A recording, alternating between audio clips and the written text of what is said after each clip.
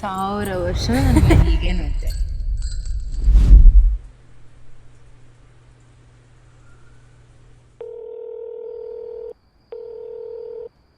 ಎತ್ತೋ ಮಚ್ಚ ಫೋನು. ಏನೋ ಮಚ್ಚ ಈ ಟೈಮಲ್ಲಿ ಕಾಲ್ ಮಾಡ್ತಾ ಇದೀಯಾ? 4:30 ಟೈಮು. ನಾನು ಮೊನ್ನೆನೇ ಹೇಳಿದ್ನಲ್ಲ ಮಚ್ಚ, ಒಂದು ಹುಡುಗಿ ದಿನ ಕನ್ಸಲ್ಲಿ ಬರ್ತಾನೆ ಇದ್ದಾಳೆ ಅಂತ. ಯಾರ ಹುಡುಗಿ? ನನಗೂ ಗೊತ್ತಿಲ್ಲ ಮಚ್ಚ. ನಾನು ಅವತ್ತು ನಿಂಗೆ ಹೇಳಿದ್ನಲ್ಲ ದಿನ ಕನ್ಸಲ್ಲಿ ಬರ್ತಾಳೆ, ಯಾರು ಅಂತ ಗೊತ್ತಿಲ್ಲ. ಬಟ್ ಎಲ್ಲ ನೋಡಿದ ಸಿಮಿಲರ್ ಫೇಸ್ ಥರ ಕಾಣಿಸುತ್ತೆ, ಬಟ್ ಯಾರು ಅಂತ ನಿಜ ನಂಗೆ ಗೊತ್ತಿಲ್ಲ. ಏನು ಮಾಡಲಿ ನಾನು? ಮಚ್ಚ ಒಂದು ಕೆಲಸ ಮಾಡು ಮಚ್ಚ, ಇವತ್ತು ಶಿವರಾತ್ರಿ, ಬೆಳಗ್ಗೆ ಎದ್ದ ತಕ್ಷಣ ದೇವಸ್ಥಾನಕ್ಕೆ ಹೋಗ್ಬಿಡ್ವಾ, ಎಲ್ಲ ಸರಿ ಹೋಗುತ್ತೆ.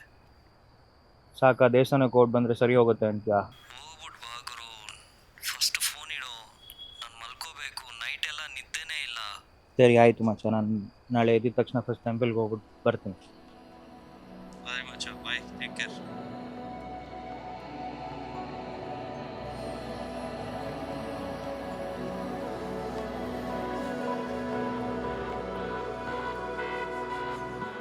ತೀರಾ ಹುಡುಕಿ ನೇರ ನೋಡಿ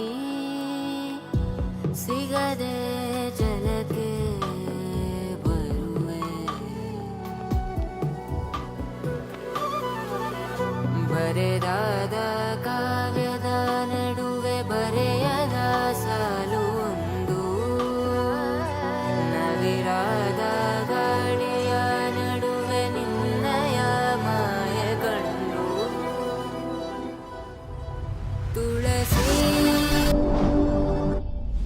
ಕೋಮಲವೇಣಿ ನೀಲವರ್ಣನ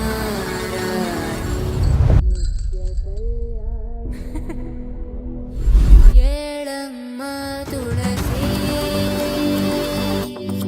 ಕೋಮಲವೇಣಿ ನೀಲವರ್ಣನ ನಿತ್ಯ ಕಲ್ಯಾಣಿ,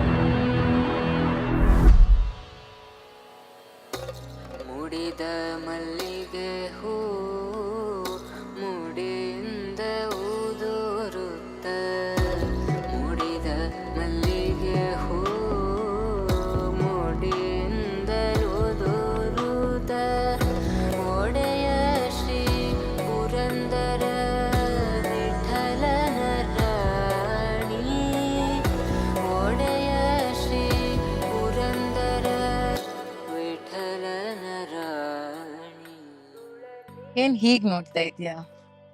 ನಿನ್ನನ್ನು ಹೀಗೆ ನೋಡ್ತಾನೆ ಇರಬೇಕು ಅಂತ ಅನ್ಸುತ್ತೆ.